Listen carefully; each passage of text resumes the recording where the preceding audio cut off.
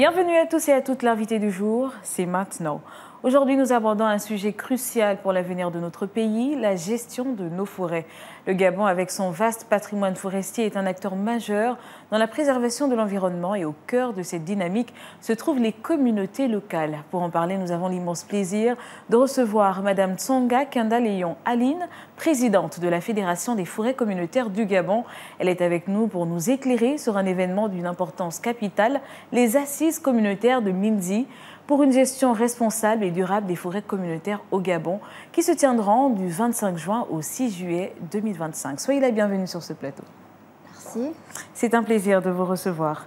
Alors, Madame Léon, pour commencer, pourriez-vous nous présenter brièvement la Fédération des forêts communautaires du Gabon et sa mission principale? La Fédération gabonaise des forêts communautaires est une plateforme qui a été créée par des communautés qui sont tous regroupées au sein des associations différentes qui ont la gestion des forêts communautaires pour fédérer toutes les forêts communautaires du Gabon afin d'avoir d'abord un lieu de partage d'expériences et d'avoir une plateforme où nous pouvons débattre librement de tous nos problèmes auxquels nous faisons face. Et ensuite, ensemble, unis, nous sommes plus forts. Trouver des voies et moyens pour déboucher à une sortie des forêts communautaires, en fait. Pourquoi pas ne pas faire des forêts communautaires du Gabon un cas école en matière de gestion responsable et durable.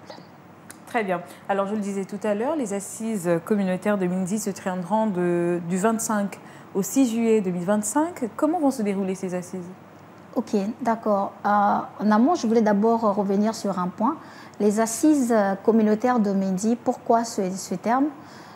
Parce que Mindji est une forêt communautaire qui est un bon exemple auquel nombreux peuvent prendre appui pour notamment déboucher, comme on le disait tantôt, à des réalisations fiables. Voilà, ces assises, c'est le début d'un grand événement qui n'a jamais eu lieu au Gabon, qu'on appelle le forum, l'organisation du tout premier forum international des forêts communautaires au Gabon. Voilà, nous avons choisi, nous allons aller sur toute l'étendue du territoire national. Il va y avoir une campagne, une caravane de sensibilisation, de formation et de préparation des communautés à prendre une part active à cet grand événement encore jamais organisé au Gabon. Très bien. Et je viens de constater que vous avez du vert peut-être pour la forêt, pour l'environnement. Oui, la forêt, c'est l'avenir du pays. Lorsqu'il y a du vert quelque part, il y a de la bonne humeur, il y a l'espoir.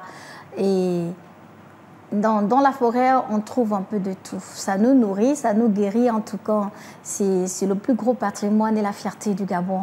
Effectivement, en tout cas, vous portez très bien cette couleur. Je vous remercie. Alors, on va parler du thème à présent, qui est pour des assises. Ce sont des assises pour une gestion responsable et durable des forêts communautaires au Gabon. Pourquoi est-il si crucial d'aborder ce sujet aujourd'hui, particulièrement au Gabon? Ces assises sont un moyen déjà de pouvoir regrouper toutes les forêts communautaires du Gabon, essayer d'échanger entre nous, de voir les difficultés des uns et des autres, comment les uns ont pu s'en sortir par rapport aux autres, ensuite d'échanger et d'avoir la possibilité de rencontrer des partenaires engagés dans le développement local. Parce que les forêts communautaires ont été mal jugées, les communautés sont souvent mises en avant dans une mauvaise gestion. Ce serait pour nous une occasion de montrer qu'au détriment de ce que les gens pensent, il y a des communautés qui ont bien reçu. Et aujourd'hui, plus qu'hier, les communautés ont pris conscience de l'importance en matière de développement que représente une forêt communautaire, l'atout majeur au développement local. Nous avons pris conscience de cela et nous voulons aller en avant, nous voulons nous former, nous voulons apprendre. Mettre davantage l'accent sur ce sujet-là. Effectivement. Très bien.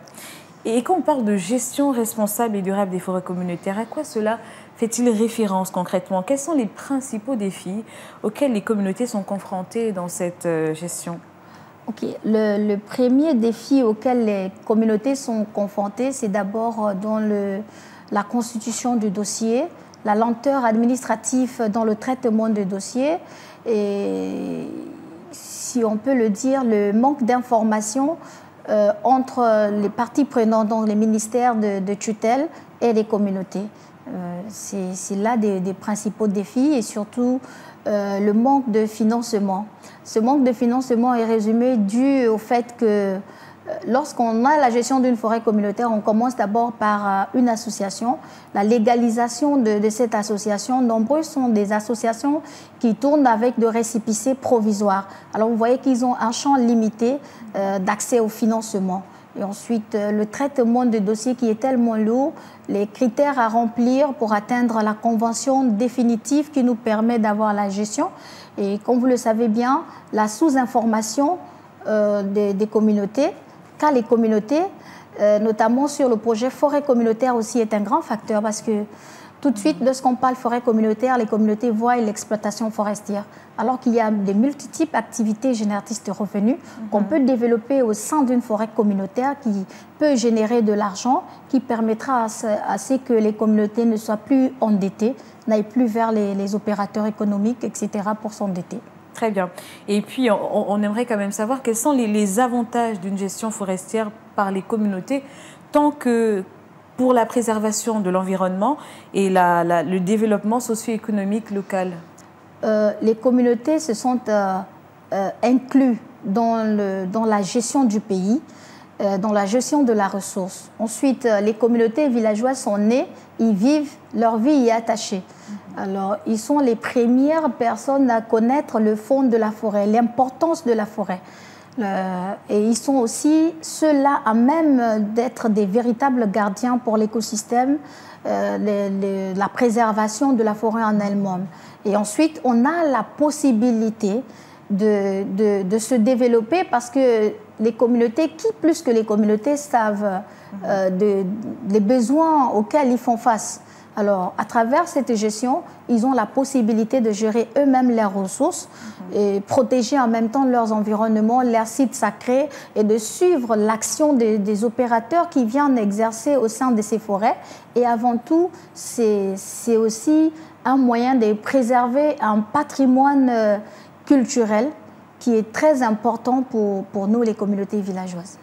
Très bien. Et quelles sont les solutions ou recommandations concrètes que vous espérez voir émerger de ces assises pour renforcer justement la gouvernance et la viabilité des forêts communautaires? Les solutions, nous en avons déjà retenu plusieurs. Comme je vous disais tantôt, cette caravane a été précédée d'abord d'une grande mission qui dure de plus de 6 mois sur le terrain, des acteurs qui sont sur le terrain, qui sont en train de faire une récolte de données fiables pour aboutir à d'abord une cartographie exacte des forêts communautaires déjà cédées au Gabon, parce qu'au cours de ce travail, nous avons constaté des forêts communautaires qui ont des associations qui ont un titre de réservation des espaces forestiers auxquels ils font face à l'intrusion des opérateurs économiques. Il y a des superpositions de permis, il y a tellement de choses. Donc nous sommes en train de préparer un rapport final qui sera soumis au président de la République. Très bien, mais qui sont les principaux participants attendus à ces assises-là? S'agit-il uniquement des communautés locales ou d'autres acteurs sont également conviés? Plusieurs acteurs sont également conviés. En priori, les communautés, les ministères de tutelle qui ont la charge, comme le ministère des Eaux et Forêts, le ministère de l'Intérieur, et aussi nous avons tenu à impliquer le ministère de l'Environnement, parce que c'est très important, c'est capital pour la préservation de l'environnement. Les communautés ont besoin de formation, de renforcement de capacités, notamment dans la protection de l'environnement, avoir des bases rudimentaires, on a besoin de savoir qu'est-ce qu'il faut faire lorsqu'il y a un opérateur économique qui arrive, quand il vient exploiter par exemple du bois, quels sont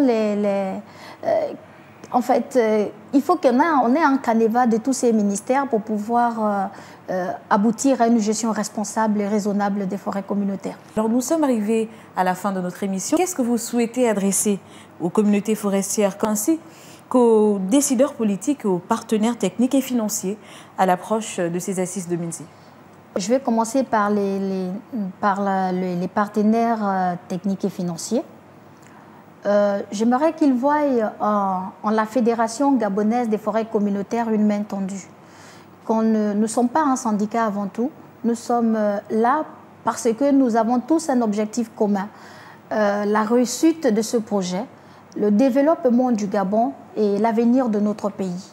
Ensuite, j'interpelle vraiment tout un chacun à mettre du sien, à ouvrir son cœur. C'est pourquoi vous allez voir dans le processus que je vous ai soumis, nous n'avons pas fait appel à une ONG quelconque pour financer cette caravane. Nous avons adressé des courriers de demande de contribution d'abord aux fils et filles du Gabon.